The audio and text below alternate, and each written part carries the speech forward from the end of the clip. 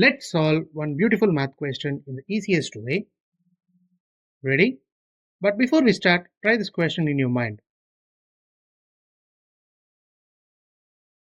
You got it? Now, what's the easiest method to solve it so that you will never lose here again? We have given 80 plus 8 into 6 minus 20.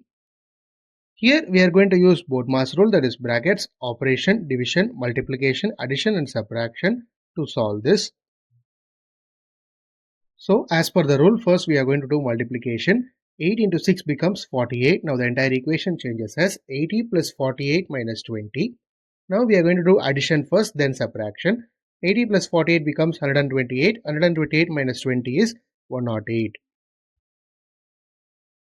Therefore, 80 plus 8 into 6 minus 20 is 108.